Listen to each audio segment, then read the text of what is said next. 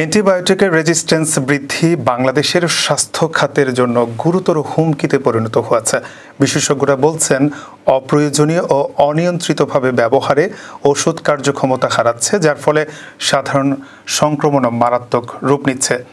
ICDDRB ও এফএফসিজিবি পরিচালিত একটা জরিপে দেখা গেছে, বিভাগীয় হাসপাতালগুলোতে অ্যান্টিবায়োটিক অতিরিক্ত ব্যবহৃত হচ্ছে এবং অনেক রোগী চিকিৎসকের পরামর্শ ছাড়া এসব ওষুধ নিচ্ছেন।